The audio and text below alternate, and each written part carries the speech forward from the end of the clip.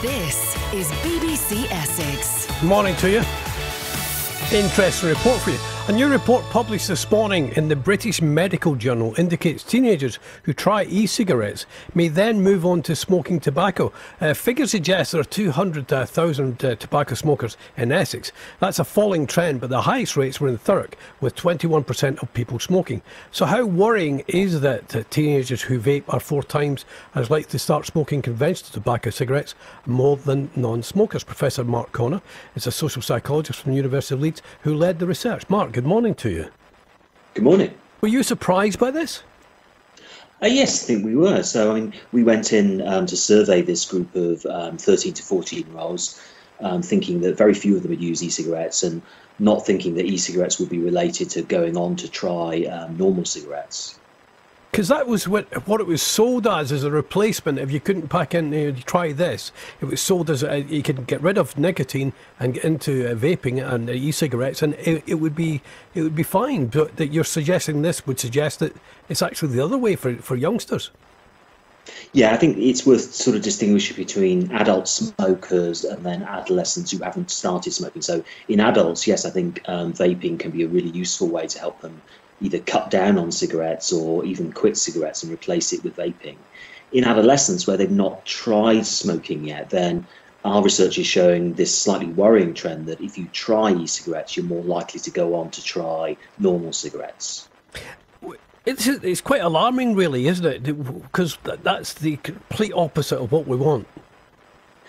It's potentially alarming. I mean, it could just be that what we're picking up here is a group of adolescents who'll try anything. So they'll try e-cigarettes and they'll try smoking. It just happens that they've tried e-cigarettes first. One thing that doesn't quite fit that pattern is that in our research, we found that a group who you normally expect to be not at high risk of taking up cigarettes, so the ones with very few friends who smoked, these are the ones who were particularly at risk of smoking e-cigarettes. So if they smoked e-cigarettes, they were something like 5.5 times more likely to go on to actually try normal cigarettes. Whereas if they had lots of friends who actually smoked, they're only about 1.5 times more likely to go on and try normal cigarettes if they tried e-cigarettes. Oh, that's interesting. Because I was saying to Mark earlier on to my team that I was asked, I've never smoked a cigarette in my life. But I think one of the key issues for me, Mark, was my mates didn't smoke. We were into sport and that's all we did. So I was lucky in that respect. You think peer pressure is definitely an issue then? Yeah, I think it's a really big issue in the sort of groups we're talking about. So if you look at in our data, so forgetting the e-cigarettes for a minute, if you've got no friends who smoke, then about 6% go on to try cigarettes. If you've got most friends who smoke, 32% go on to try cigarettes. Well, that's definitely alarming in that sense. What do you think then, Mark? Are we got to talk to the people who make the e-cigarettes and say, this is an issue now, you have to really think about it? I don't know how the health education message will be put to young smokers. Yeah, it's an interesting one. So, I mean, we've already done the legal thing. So back in 2015, then it became illegal to sell e-cigarettes to the under 18. So I think that's a good thing. I think our research is saying, well, maybe we need to be slightly concerned about whether young people are actually trying e-cigarettes and then moving on to normal cigarettes. Mark, thanks for talking to us. Mark Connor, Professor Mark Connor, social psychologist from the University of Leeds. Listening to that, Sarah Jakes. Sarah was a smoker for 34 years, but switched to vaping a few years ago. She's also a trustee of the New Nicotine Alliance, which is a group of consumers and academics interested in issues relating to nicotine. Sarah, good morning to you. Good morning, Ronnie. Were you surprised by this? Well, I think it's important to understand what this study actually looked at, and Mark has just defined that quite clearly, I think. But what they observed was a relationship between ever having vaped at the start of the study and ever having smoked even just one cigarette by the end of it. So, as Mark said, what they looked at was kids who tried one thing were more likely to go on to try another thing. And they were quite careful in their study, and all credit to them, because this isn't always the case with studies, that they were very careful to say that this doesn't prove that vaping causes smoking. So there's obviously some sort of reason that kids try vaping and try smoking. That could very well be that the same sort of kids that try smoking try vaping, or there could be other factors behind it. And in this study, Mark and his team, they did try to exclude some of those factors, and I think the only surprising thing was the issue, around the friends, because you would expect those kids not necessarily to go on to smoke, and they did. But there could also be other reasons for that. What they didn't look at was things like the impulsiveness or the rebelliousness of the particular children who were taking part. It's interesting as well, Sarah, because the image of vaping, it's a kind of almost, vapors are almost like a fashion accessory, and I wondered whether that would come into it as well. It looks cool.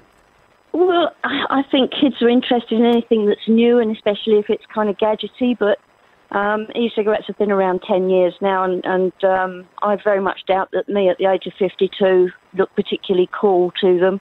So I think there's a part of that, but I think also you've got to look at the other side of the equation, the very real benefits that current smokers and smokers who have switched to vaping see in their health by switching to something that's at least 95% safer than smoking. How easy or difficult was it for you to give up smoking and take up vaping? Was it tough? For me, it couldn't have been more easy. I mean, at the time, I wasn't even intending to give up smoking. I only bought a e-cigarette. It was to use in my car. And within 2 weeks of buying it, I found that I just didn't want the cigarettes anymore, and I was exclusively vaping. So for me, there was no effort at all. But of course, that's not true for everyone. I mean, I've met people who literally switched the minute they got the thing out the packet. And I've met other people that just never quite get to the complete switch. And, that's perhaps because they haven't found the right device for them, or they haven't found the right liquid strength or flavour for them. But that's one of the beauties of the e-cigarette market, is that it's so varied that if you do look around, you will find something that suits you.